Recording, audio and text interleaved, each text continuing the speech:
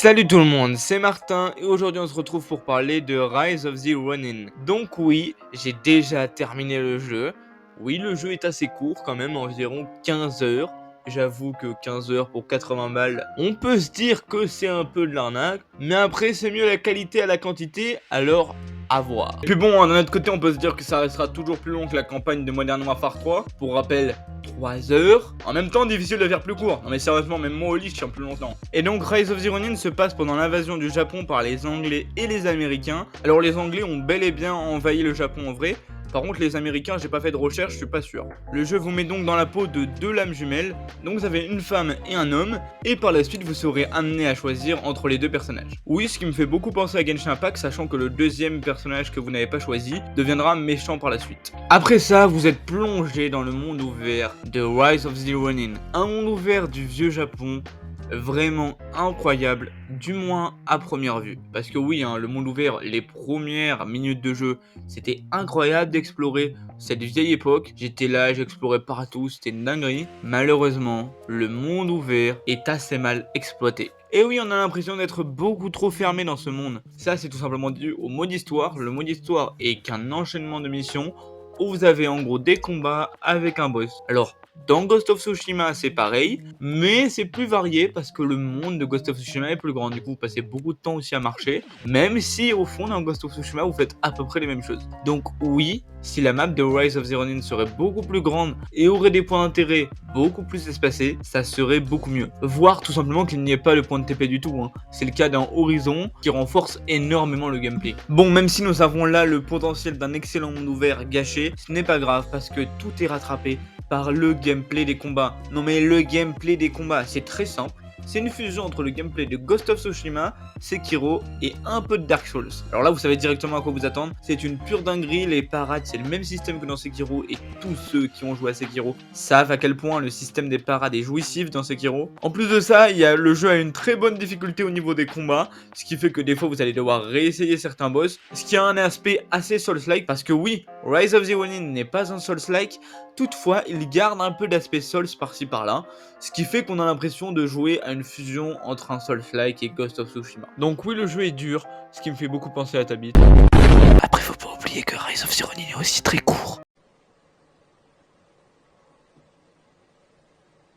Par contre les gars, ça va peut-être vous paraître tout con, mais il y a un énorme point positif. On se souvient tous quand on jouait à The Witcher qu'on devait suivre ce personnage et il courait trop vite que nous, puis après on se mettait à courir plus vite et puis après on était devant lui. Enfin, on courait jamais à la même vitesse que le personnage, c'était chiant. Vous vous en souvenez tous? Eh bien sachez que dans Rise of the Ronin, vous courez à la même vitesse que les personnages. Et si vous accélérez, ils accélèrent aussi. Si vous ralentissez, ils ralentissent aussi. Oui, c'est une dinguerie. Bon les gars, par contre là on va parler de sujets qui fâchent un peu plus. Comme vous le savez, Rise of the Ronin est une exclue PS5 et non, il n'est pas sorti sur PS4 ni sur PC. C'est bien une exclusivité PS5. Vous savez que PlayStation ne m'ont jamais déçu et c'est toujours pas le cas. Ce Rise of the Ronin ne m'a pas déçu. Mais pour un jeu PS5, juste regardez le gameplay là. Ça manque drastiquement de finition quand même, non? Pour un jeu PS5, je suis désolé, mais avoir de tels graphismes, c'est une honte. Alors franchement, les graphismes passent bien, mais sur PS4. Et encore, sur PS4, on avait déjà des jeux tels que Horizon Zero Dawn. Sur PS5, là, c'est tout de suite un peu moins admissible, sachant que Unreal Engine 5 est en train de se démocratiser, ce qui augmente beaucoup nos attentes envers les graphismes d'un jeu. Malheureusement, cela ne s'arrête pas au graphisme. Il y a aussi quelques petits bugs quand même dans le jeu et des animations assez bâclées qui font assez robotiques. Je pense notamment à l'animation quand on galope sur le dos d'un cheval. C'est dommage, parce que les développeurs nous avaient déjà fait les Nioh et Wolong Fallen Dynasty, qui étaient des jeux qui n'avaient pas spécialement de bugs et qui étaient plutôt beaux graphiquement. Je pense sincèrement que le développement de Rise of the Ronin a dû être speedrun. Peut-être qu'ils ont été un peu speedés par les équipes de PlayStation, parce que c'est les premiers jeux de la team Ninja qui est en collaboration avec PlayStation. Donc je ne sais pas, peut-être que c'est à cause de ça.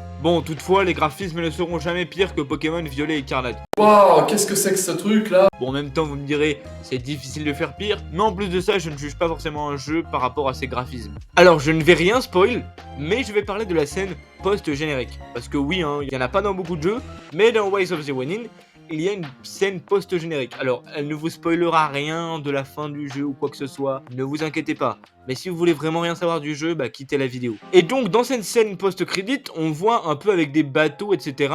Et donc, nos personnages principaux qui partent quelque part en bateau. Alors, est-ce que le prochain Rise of the Ronin, s'il y a une suite, bien évidemment, serait pas un jeu de pirate?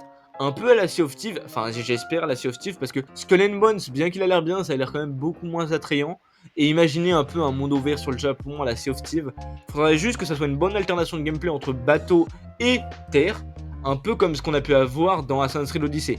Bien que je n'aime pas spécialement Assassin's Creed Odyssey, genre pour moi c'est du hockey tiers, et bah je trouve que ce côté mélange entre bateau et paysage, genre la terre quoi, et bah je trouve que ça c'était très bien fait. Bon, maintenant on va parler de l'histoire, du scénario. Ouais bah là va encore avoir un gros problème, on comprend pas grand chose. Alors vous allez me dire, ils ont voulu garder l'aspect Souls-like et tout, mais il y a un gros problème, c'est qu'en effet ils ont, je pense, voulu garder cet aspect Souls-like, un peu lore, donc ça veut dire c'est surtout du lore. Le problème c'est qu'il y a aussi des cinématiques qui vous en disent beaucoup, donc oui, vous avez plein de cinématiques qui vous en disent beaucoup, et en même temps du lore, ce qui rend le truc extrêmement étrange, parce que vous comprenez pas grand chose, mais à la fois vous comprenez un peu. C'est comme aussi un animé avec que la moitié des épisodes. Vous comprendriez, mais pas grand chose. Donc vraiment, c'est très étrange. Après, franchement, ça passe bien, et l'histoire dans les jeux vidéo, au bout d'un moment, bah des fois c'est intéressant, mais après on s'en branle, on est là pour le gameplay aussi. Et puis d'un autre côté, hein, l'histoire du Japon, on kiffe bien, donc même si c'est pas très bien expliqué, ça va. Et je pense vraiment que c'est surtout que c'est pas suffisamment développé sur la longueur du jeu qui est beaucoup trop court. Et par conséquent, ça donne l'illusion que l'histoire du jeu n'est pas assez complète. Au final, Rise of the Ronin est un très bon jeu. Franchement, si vous hésitez à le faire, je vous conseille de foncer parce qu'il est vraiment bien. Cependant, on voit bien que c'est un jeu un peu inachevé, qui méritait plus de développement et un monde ouvert beaucoup plus grand. A terme, s'il nous faut un Rise of the Ronin 2 avec ne serait-ce qu'une année ou deux de plus de développement, ça serait, je pense, parfait. Et même, hein, faut pas se mettre la pression. S'il sort dans 5 ans et qu'il est incroyable, bah fuck it, je m'en fous. C'est comme Elder Scrolls. Il y a peut-être un épisode tous les 10-20 ans, mais ils sont toujours incroyables et très complets. Bon allez, je me pète.